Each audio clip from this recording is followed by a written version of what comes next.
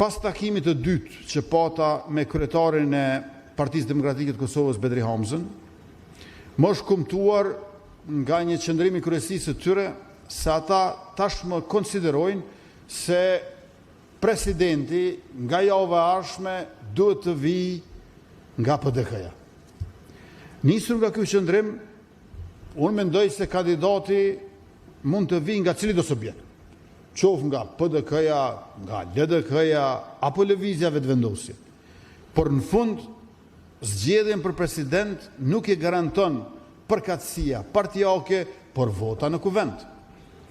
Nëse nuk arrijmë të gjejmë një figurë unifikuese që siguron mbështetjen e së paku 80 deputetëve, atëherë një nga opsionet e mbetura është që secili subjekt të propozoj kandidatin e vet partijak dhe të gjithë të nënshtrohen garës brenda kuvendit. Këtë e parasheh edhe kushtetuta, e cila garanton një proces demokratik ku së paku 2 kandidat i nënshtrohen një gare të drejtë me quorum të siguruar, duke shmangur nevojën për zgjedhje të jashtëzakonshme. Në fund, do të fitoj ai ose ajo që arrin të marrë mbështetjen e deputetëve në cilin do nga 3 raundet, ashtu siç e kërkon kushtetuta në procedurën e saj. Nesër do të takoj edhe kryetarin e Lidhjes Demokratike të Kosovës, Lumir Abdigjikun, ku do të diskutojmë edhe me të rreth këtij procesi. Mirëpo, ne kemi qëndrimin që nëse subjektet pajtohen që ky të jetë rrugtimi, pra gare e hapur ku secili subjekt ka kandidatin apo kandidatën për president, atëherë edhe ne pajtohemi me këtë çështje dhe lëvizja vetëvendosje do ta ketë kandidatin e saj për president. Si kryetar, jam duke u angazhuar maksimalisht që ta tejkalojmë këtë proces në mënyrë të suksesshme dhe që vendit mos shkojnë zgjedhje të reja. Kemi pasur 4 palë zgjedhje gjatë vitit 2025.